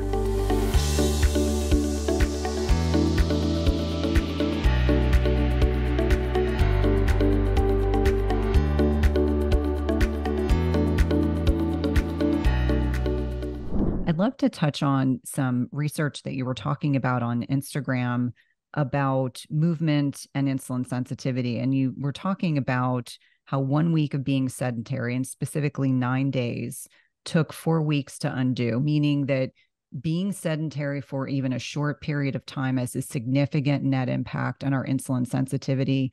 And when you were expounding upon that research, what was the specific reason for why that was occurring? Mm-hmm. Oh, I'm thrilled that you're highlighting that work. That's work done from a colleague of mine. And I was involved in some of his earliest publications on this. But what he found was that bed rest or sedentary, when the muscles stopped moving, this immobility actually activated inflammatory pathways within the muscle. And this is why I was involved with his work on the very early end of it, because my fellowship research with Duke into diabetes explored the role of inflammatory pathways and inflammation in causing insulin resistance. And that's what he found too. He found that those same pathways were turned on when the muscle was immobilized, and that if you blunted the inflammation within the muscle, you mitigated the insulin resistance. In other words, the muscle preserved its insulin sensitivity despite the immobility. Now, just for a point of clarity, when I say inflammation, a little part of me worries at how people hear that. Inflammation itself is a term that is more broad than most people realize. And there are better terms that I could probably use. Like maybe it would have been better off if I would have said immune pathway, but that just gets a little too confusing. It is these inflammatory pathways, but just like we do have inflammation involved in an immune response, or like we typically think of when we think of an angry red scratch that gets infected, we would look at it and say that's inflamed. That isn't necessarily what we mean by inflammation when we talk about it in other contexts. It's certainly not the case when we invoke inflammation in the context of metabolism. There's nothing swollen about those immobilized muscle cells. It's just those same immune pathways in the muscle are turned on that are the same pathways that would be turned on in a macrophage or a white blood cell at an angry, oozing wound. And so these pathways have much more involvement than just prototypical immune processes or inflammation per se. This is just reflective of the fact that the immune and metabolic systems within the body have an enormous amount of overlap, that these are two fundamental systems to the survival of the organism. And there's no surprise that there's a deep level of interconnection between the two. Improper metabolism leads to improper immunity. Improper immunity leads to improper metabolism. So it goes both ways. And in this case, we're kind of leveraging, we're taking advantage of an immune pathway, which then has a metabolic consequence. But again, just to state it clearly, the immobilized muscle has an increased inflammation or an activation of inflammatory pathways, and that causes the insulin resistance. And as you noted, it is not as easy as just get up and do one day of exercise and you undo it all. No, it takes a multiple length of time in order to really recover fully from that. Now, I would hate the idea of anyone listening to this thinking, I've been sedentary for 20 years, so is that going to take me now 60 years to reverse? No, of course not even close. It just means it'll take some time, and so be patient. But anything you start to do will be better than where you started. So just doing anything, any intervention will start to elicit positive benefits. And then my suggestion and hope is that that develops a momentum that makes the next things easier than the last things were. Yeah, thank you for that, because I'm sure there are probably a few people listening that are thinking to themselves, oh my gosh, now because it takes so long, I might as well do nothing. And that's not the point you're trying to make. Anything is better than doing nothing, for sure. How does stress and poor quality sleep impact insulin resistance substantially? This is something that I've started to talk more openly about. I will oftentimes say, if I cannot get you to sleep through the night, I cannot get you to lose weight. That is how critically important sleep is. Right. Yeah, that's a good sentiment, actually. I appreciate you saying that. And I'm glad you're sharing that message to your group. Stress is one of the 3 cardinal causes of insulin resistance. And I look at most of human health through the lens of endocrinology, I confess. In fact, this upcoming winter semester, that's my class load that I'll be teaching at my university. I'll be teaching graduate endocrinology classes, and I love it. It's a fascinating topic. Now, my reason in mentioning this is that's how I see stress. People may have various definitions. When it comes to stress, it is one of those words that has almost taken on a life of its own. For me, stress is an elevation in the 2 prototypical stress hormones, namely cortisol and epinephrine, aka adrenaline. These 2 hormones are each reflective of a stress state within the body. What's interesting about them is that these hormones have nothing in common. They are made from different cells. I mean, someone may say, well, Bikman, they're both coming from the adrenal gland. Yeah, but they're both coming from very different parts of the adrenal gland. Is that, namely, cortisol is coming from the adrenal cortex, which is a totally distinct section of the, might as well not even be considered the same gland, truly. Whereas epinephrine is coming from the adrenal medulla. These are very different cells. And these 2 hormones are produced in very different ways. They move through the blood in very different ways. They signal on different cells throughout the body in very different ways. And their general response, nothing they do is in common except one thing, which is that they both want to increase blood glucose, and they do it very, very well and very quickly. Now, they each have other distinct effects. Cortisol does a host of other things. Epinephrine does a host of other things. But the one thing they have in common is that they both increase blood glucose, and again, do so very well. This means anytime the stress hormones are elevated, and sleep deprivation is absolutely the main cause of this. In fact, I'll elaborate on that for just a moment. Sleep deprivation elicits an increase in cortisol, and then cortisol is causing this elevated glucose. Caffeine is a stressor because caffeine will increase epinephrine. And so now I don't mean to say no one should ever take caffeine, but I do think there is prudence in wondering how much you're taking.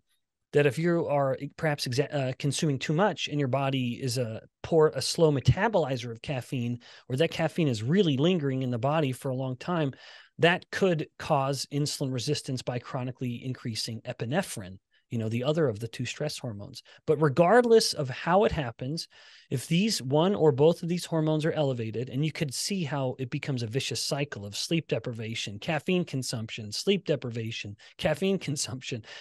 When they're elevated, they're pushing glucose up, which means the other hormone, namely insulin, has to work harder to push the glucose down.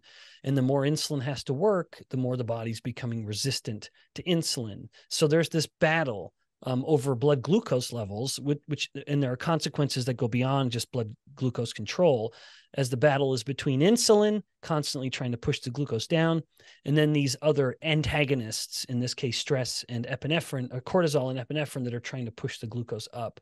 So when it comes to stress, when I talk about stress as a cardinal cause of insulin resistance, I always invoke sleep. I believe sleep is the most likely cause of stress-induced insulin resistance. And so I think it is very prudent for us to focus on it. But maybe with that thought in mind, if I'll finish my rant here, as much as we have historically focused on blue light exposure, that probably matters, probably. But I think the much more important variable when it comes to getting a good night of sleep is do not go to bed with hyperglycemia. Unfortunately, most people find that in the evening is when they want to indulge the most. And of course, what we crave is always going to be something that spikes our glucose. I know of no exception to that. We crave something that is sweet and gooey or salty and crunchy, and that is going to spike our blood sugar levels. You know, would to God that we all craved a plate of bacon and eggs in the evening, and thus we could fill our stomachs and not spike our glucose. But nobody craves proteins and fats. It's either pure carb or carb and fat, and that's going to spike. Either of those is going to spike glucose considerably. When we go to bed in a hyperglycemic state, we activate the sympathetic nervous system, which is the so-called fight or flight response. It means that the body temperature spikes. It means our heart starts beating harder and faster, and our blood pressure goes up. So you have an individual who's lying down and always cursing their poor sleep, thinking, I wish I weren't so anxious, because I'm laying here and I'm hot and I'm bothered. My heart is pounding and I'm wondering, what am I anxious about? In reality, you're not anxious about anything. You just activated your sympathetic nervous system because you spiked your glucose levels because you indulged in something you shouldn't have. So as much as everyone focuses on blue light and whatever else they may talk about, I want to just pound the drum of don't indulge in something that will spike your glucose levels within about, I would say, 4 hours before you go to bed. Give yourself that buffer to allow your glucose levels to have evened out before you go to bed. I guarantee you will sleep better. What are your thoughts on the impact of alcohol with sleep? I don't know enough about it. Unfortunately, I wish I did. I don't know. It may, mind you, Cynthia, this could be because you're talking to a guy who's literally never had a drop of alcohol in his life. So I've never made it a focus of research for me, I'm afraid.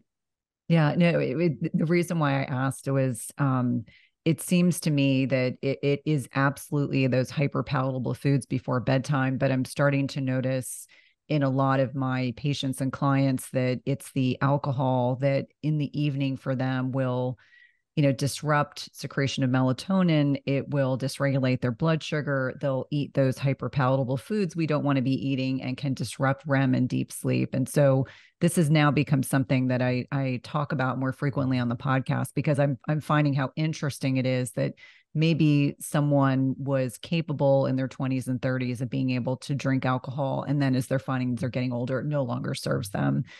Now, when I'm thinking about other things that impact insulin resistance, I think one area in particular that probably doesn't get enough discussion is talking about endocrine mimicking chemicals and how plastics and pesticides impact metabolic health. And I know this is an area that I'm noticing you have more content around. Let's talk about this, because I feel like this is something that many people think is very intangible. They can't see these chemicals, therefore they're not concerned about them. Mm-hmm. Right. I'm very glad you're bringing attention to this. It's something that is very overlooked, and potentially very impactful. By way of preface to this answer, and lest someone leave our discussion and feel overwhelmed with the sheer number of things they need to scrutinize, I would say that macros matter most. So if someone is looking to correct their insulin resistance, focus on just the macronutrients. My advice is control carbs, prioritize protein, don't fear fat, and then frequently fast as you are able. So that to me is absolute biggest bang for the buck. If you're going to leave this conversation with any action items, let that be the action item. Now, having said that, If someone has the bandwidth or now has progressed to such a point, having already managed macros and is ready for more, then it is absolutely valuable to scrutinize the chemicals that you may be inadvertently getting into your body, because they will have an impact, albeit smaller than just overall macronutrients will. And these are, as you noted, generally the two biggest offenders are plasticizers and pesticides. And it isn't as hard as people think to avoid the plasticizers. Well, it's a little harder because they can come in a lot of detergents. But generally, if you're avoiding soft plastic bottles, then generally you're avoiding the worst of the offenders. And anything else you may get, even from detergent, if there's a little bit on your clothes, and so little of it actually is getting through your skin. I'm not saying it's irrelevant, but I think that gets to the point where you don't need to be so worried about it. But if you're avoiding, the squishy plastics, especially never heating them up, then generally you're okay. And mind you, if you're buying plastic water bottles from a grocery store, you don't know how hot those have ever been, and how long it's been in there. So it's difficult to know that. But generally, I'm an advocate of drinking from glass and steel and metal, largely, if actually exclusively for that reason. Certainly for cooking and baking and putting hot things in those kinds of plastic containers. But then with regards to the pesticides, generally, if you are buying organic, you are avoiding not all of them, but most of the pesticides. But this is something that, of course, there are other people that are much more informed on that topic than I am. Just the ubiquitous nature of these pesticides and the true consequences of them. From just a fat cell scientist's perspective, these are all chemicals that will, in fact, get integrated into fat cells, affecting the fat cell, in fact, even potentially affecting the ability of the fat cells to multiply, which, lest we think that's a good thing, that means that the fat cell is forced to undergo hypertrophy, which, of course, in the earlier part of our conversation, we described as a pathogenic way for fat tissue to grow. So it forces the fat cell into this more pathogenic pattern of growth. But at the same time, it's sort of like there's a kick on the way in and a kick on the way out, because as you start to shrink the fat cell, in addition to the fats that are leaking out, you do start to leak and leach out these pesticides and even plasticizers, and they can then have other systemic effects. Now, inevitably, you need to get rid of them. And so I wouldn't want someone to think, I don't want to lose weight because I don't want to have toxins in my blood. No, they're there and you need to get rid of them. And the only way to get rid of them is to, at least in this case, allow the fat cells to shrink and release these chemicals. These chemicals do have a pattern for clearing from the body, namely through the liver, sometimes through the kidneys, depending on exactly how the chemical is metabolized. So I would say it's certainly a reason to stay very well hydrated during weight loss, just to help clear these out. But yeah, these are chemicals that will alter insulin resistance. They do influence fat cell biology and other tissues too. I just don't focus on other tissues as much. My lab, in fact, has published a few papers looking at inhaled particles that go beyond the plasticizers and pesticides, which is generally considered persistent organic pollutants, or POPs. And we've looked at inhaled pollution particles from combusted diesel exhaust, or wood burning. That's a new paper we have coming out, or cigarette smoke. These are molecules that will activate inflammation pathways within the body. No surprise there. These are very harmful molecules as we inhale them, and the fine particles get through the lung and start circulating in the blood. There's evidence to even suggest that diesel particles accumulate in fat cells, just like these POPs that I just mentioned. And our work actually now with my collaborator, Dr. Paul Reynolds, and anyone can find he has a social media channel too, Paul Reynolds, PhD, where he talks more about the inflammation and these inhaled pollutants more than I do. But yeah, our own work has contributed to this, and we've implicated these same inflammation pathways actually that are activated with immobilization of the muscle. That's really interesting. Now, I got quite a few questions, and I'm going to give you the opportunity to say, yes, I'm comfortable talking about this, or no, this is not my area of expertise. But there were many people, when they knew that we were connecting, they were curious to get your take on statins. So this is a class of medications, cholesterol lowering medications, certainly drugs that I prescribed quite a bit while I was working in cardiology. can we talk about how statins and specific ones, I know Crestor is more likely to cause insulin resistance than something like Pravachol, how statins actually work mechanistically to decrease insulin sensitivity? Because I know there was a study that came out around 2016, and I think every single patient of mine in cardiology that was taking a statin brought this information and said, am I going to end up developing diabetes because I'm on Lipitor at the time? And, you know, having to kind of, as a group, having to have a conversation, how are we going to discuss the research with patients so they feel comfortable in the context of having cardiovascular disease? So lots of questions came in about statins, people concerned about taking statins. Is it going to increase their likelihood of developing insulin resistance?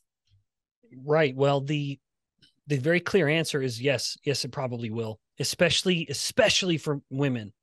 That's where the strongest evidence is. The evidence in men suggesting that statins cause insulin resistance and increase the risk of type 2 diabetes is much smaller. Not to say it's irrelevant, but the average woman will have a 50% at least greater risk of developing type 2 diabetes with her use of statins.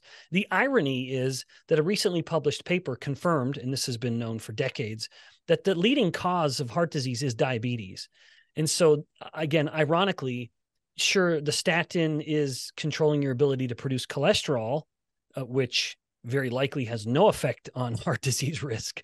And I mean, I'll revisit that perhaps in a moment, but it is increasing your risk of diabetes, which is a far more relevant risk factor to heart disease than any cholesterol number is. So that's what the study found. Maybe I'll frame the conversation this way. This paper that was published, very large paper, looking at the primary risk factors for heart disease, and type 2 diabetes nothing was even close to how relevant this risk factor was. And the least relevant of the risk factors was cholesterol.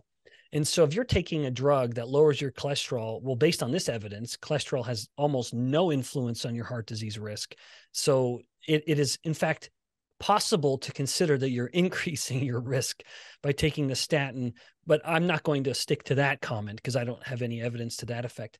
However, working with two collaborators, Dr. David Diamond and Dr. Paul Mason, I published a paper last year that found that if LDL levels were used as the marker to dictate the use of statins, it had no influence on the person's survival. However, if a person had a high triglyceride to HDL ratio, statins did appear to have some benefit. Now, I'm still not advocating the use of statins. I think statins are drugs where overwhelmingly the negative effects offset any potential positive effect. I think any lifestyle gain that might be realized, or any mortality benefit that might be realized by someone with a high triglyceride to HDL ratio taking a statin would be much, much greater if they were just to change their diet and reduce the triglyceride to HDL ratio, which is itself a much better predictor of heart disease risk than LDL. Unfortunately, statins don't affect the triglyceride to HDL ratio in any meaningful degree, but they do affect LDL. But LDL, maybe I'll finish with this thought. There is significant evidence worldwide now, particularly in women, the lower cholesterol levels get, including LDL, the higher the risk of overall mortality. In other words, the more you push LDL down, the more likely you are to die, whether it's through an increased risk of diabetes, whether it's an increased risk of cancer, whether it's an increased risk of Alzheimer's disease. All of these risks go up with statin use, all for the sake of trying to reduce the risk of heart disease. I think that statins are one of the most overprescribed medications on the planet, that the number of people who would actually benefit from taking a statin are vanishingly small, and it's difficult to even know who would really benefit. But at the very least, basing a prescription of statin on someone's LDL level is a horrible way to leverage that drug. Oh, thank you for that. It's interesting. Probably 10 years ago, I had an NIH researcher who was a patient of mine, and her cardiologist who I worked with would always say she's non-compliant. She won't take the statin. Her LDL is terrible. And I'll never forget, she looked at me and she said, this person has never asked me why I won't take a statin. They just keep labeling me non-compliant. But she said, do you realize what my research is in? And so she started to explain her research. And I won't, for purposes of anonymity, I will not say more than that. But when she explained mechanistically what statins were doing cognitively to many of the patients she was following, she explained, she was like, my brain is something I'm not willing to run the risk of not being able to, or to have any neurocognitive deficits, because this is how I make my living.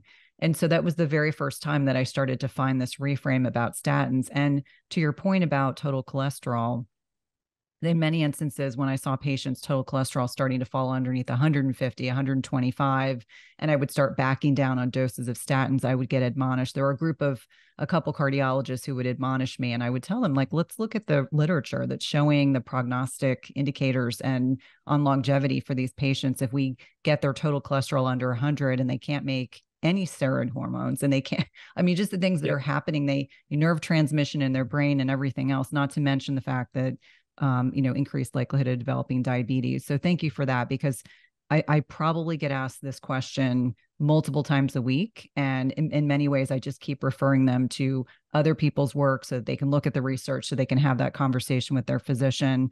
I would love to wrap up the conversation today. And this is probably a question you haven't been asked fairly recently, but what do you think in terms of foods in our food supply here in the United States, where 60 to 70% of us are eating hyper processed, hyper palatable foods? What do you think is worse, seed oils or high fructose corn syrup? Do you have an opinion on that? Yeah. I have looked at this discussion / debate with some degree of interest. I'll start my answer by saying, I wish there were studies that directly compared the two, because in the absence of those studies, we're all just left to cite studies on one side or the other. In other words, someone who firmly believes that the seed oils are the greater pathogenic contributor will cite seed oil studies.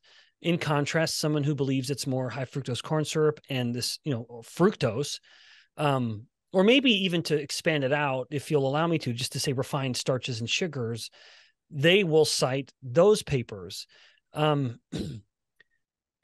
In the end, I'm going to give a non-answer, not because I'm a politician. I have no aspirations to debase myself like that.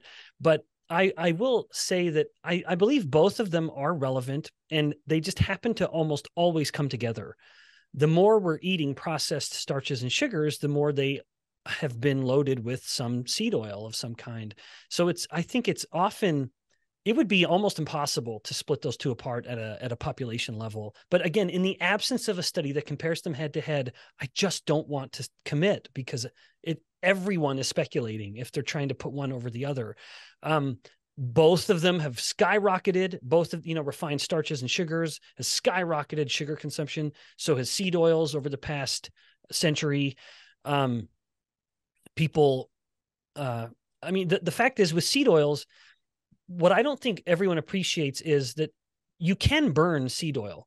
Linoleic acid can be burned.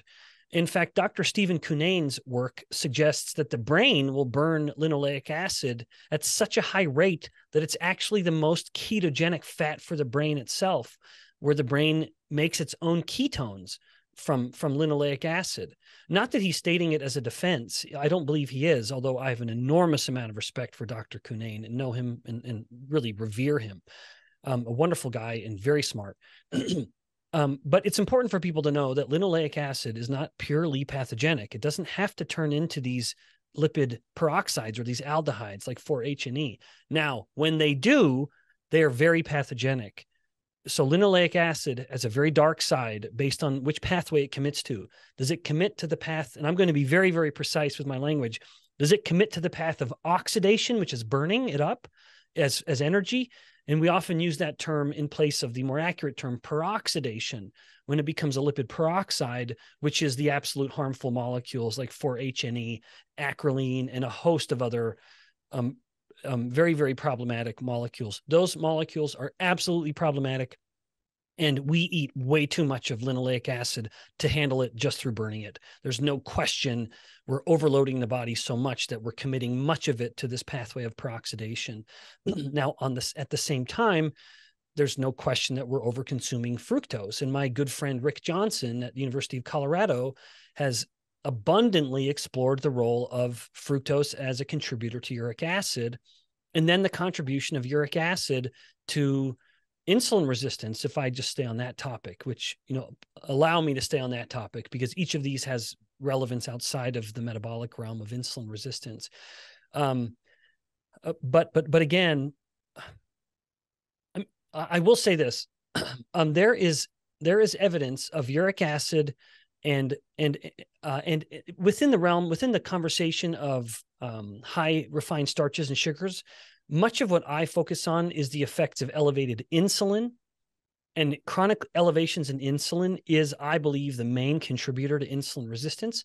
And that paradigm has been validated in every biomedical model, whether it's cell cultures, whether it's rodents in a lab, or whether it's humans. There's evidence both with uric acid and high insulin causing insulin resistance in all three biomedical models. When it comes to linoleic acid and seed oils, there is evidence of them causing insulin resistance in isolated cells. There's evidence of it causing insulin resistance and worse metabolic outcomes in rodents, but I am unaware of clinical studies, unlike the other side, that has shown the direct contribution of linoleic acid in causing insulin resistance in humans. I have heard that there are human studies, but I've not seen one. And until I do, I confess I can't help but tip a little more on favor of the refined starches and sugars, simply because if I stack up the sum of all of the direct evidence, either, including clinical trials in humans, I know there's clinical trial evidence on this side. I just haven't seen the seed oil human evidence. I know there's correlational evidence at a population level, but of course we need to go one step further. So I guess, to sum it up, in lack of a direct head-to-head comparison, I'm left relying on just the sum of all of their respective evidence. And I believe it tips a little more in favor of refined starches and fructose, particularly in the context of insulin resistance. Now, a seed oil advocate may go further than that into other pathologies, but I can't do that. I need to stay with what I know, and so I will in my answer. So if you go into your 40s and you find your brain going, everything's not okay, then just pause for a moment and try not to think outside of you, because it would be very easy, especially, this is the cruelty of menopause, is a lot of